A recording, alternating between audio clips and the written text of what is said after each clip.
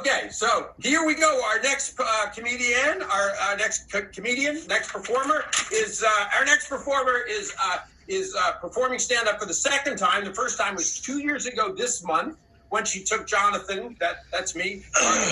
First time. Here she is again, bigger and better. Please give a real nice round of applause for the Melinda Bassett. All right. 24 years ago, I seriously injured my brainstem. Ever since then, I've lost the ability to sleep or digest food. I wish I'd lost the ability to date assholes. Oh, shit. Oh, no. But actually, my boyfriend's become a really spectacular guy, proving that AA works. As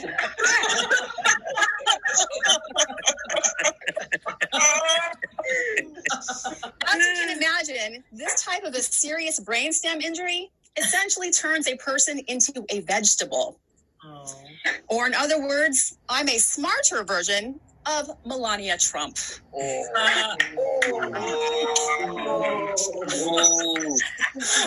Because of the nature of my injury, the only times when I was ever somewhat functional was for a few hours in the middle of the night. I needed to support myself. And with these kinds of restrictions, there's not many jobs you can do. I thought about selling large quantities of drugs, but I got turned down when I applied for the LAPD.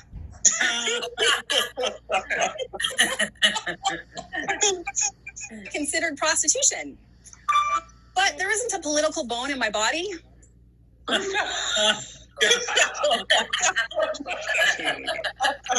Of course, now that I think about it, most prostitutes do have a bone in their body. Folks, I should probably mention here that another lingering symptom of my brainstem injury is that sometimes I get a pain in my head, and the only way I can relieve it is by telling really bad puns.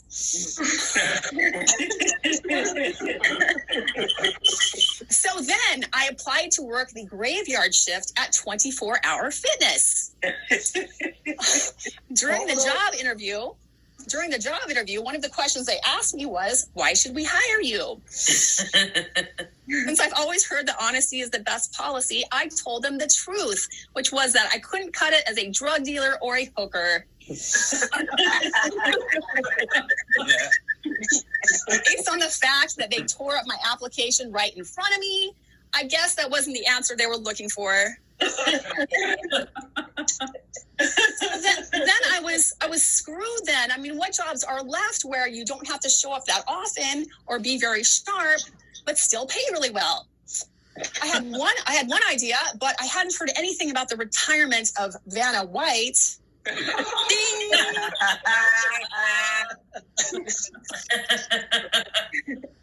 Of course, if I took her job, the show would have to change its name to Wheel of Misfortune. Somewhere along the line, I heard about massage therapy. If I could become licensed as a massage therapist, I could work for myself and set my own hours. But who wants a massage in the middle of the night? Horny people. And let me be even more specific.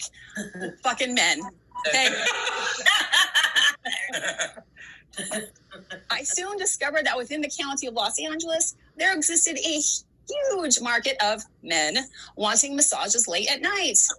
At first, I thought I hit the jackpot. But now, I think a more appropriate word is jack off. No, folks, these guys were not after regular massages. And having just graduated from massage school, I didn't recall anything about being taught this kind of maneuver.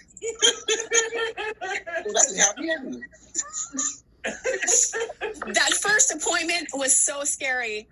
As the massage progressed, my head. Oh, I'm going to need a really bad pun. As the massage progressed, Oh no. I soon encountered an unexpected twist that got bigger over time. Oh, It was hard, oh God. but everything came out okay. Oh my God. Yes, folks, it is true. I did for a number of years give hand jobs for money. I drew the line at blowjobs, though. It's not easy to draw while giving head. And that's how I invented a new profession, CHT, Certified Hand Job Therapist. It's like being a regular massage therapist, except your appointments are a lot shorter. I'm like a stripper, but quicker. Let me assure you, this is a terrible job. I wouldn't recommend it to anybody. I mean, your phone is ringing off the hook. Your clients only want 5 minutes of your time. There's no fixed schedule. Actually, that sounds pretty good. But no, it was horrible. I'm telling you, the only reason I ever got into that line of work was because of my physical handicap. I mean, as if jacking guys off wasn't bad enough. Then lugging around that heavy massage table, dodging the cops, dealing with perverts, and then there was all that undeclared income.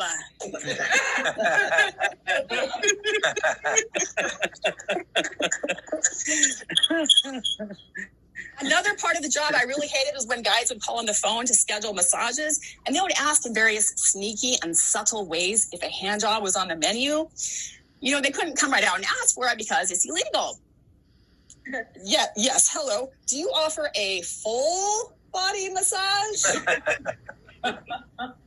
You know, I would have to answer no to that question because even though I was happy to massage their arms, legs, back, chest, and penis, I won't do feet. No full body massage. Or sometimes they would call and whisper, hello, will I be pleased with the ending?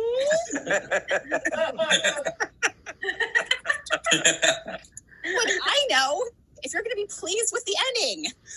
I'm a massage therapist, not a fortune teller. That's next door. Maybe you should go ask her. If she says yes, come on back.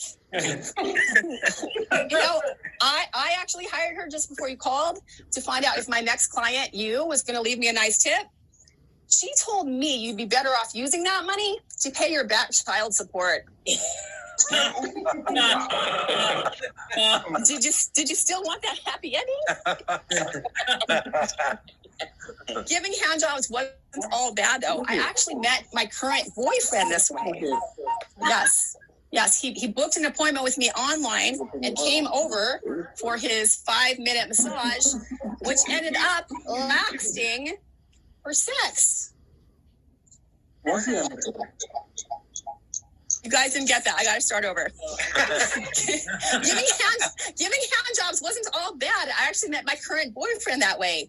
He booked a session with me online and then came over for his 5-minute massage, which ended up lasting for sex.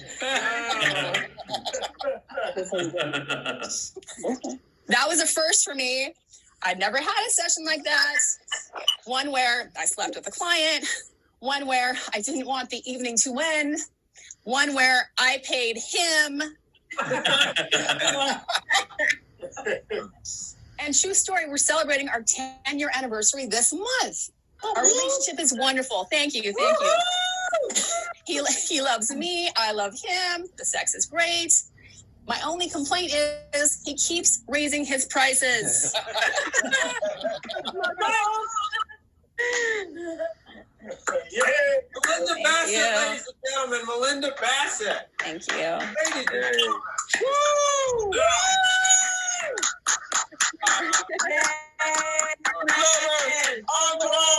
By the way, folks, Melinda Bassett, by the way, the bride, bond, or 3 generations of family have left the screen. Ouch.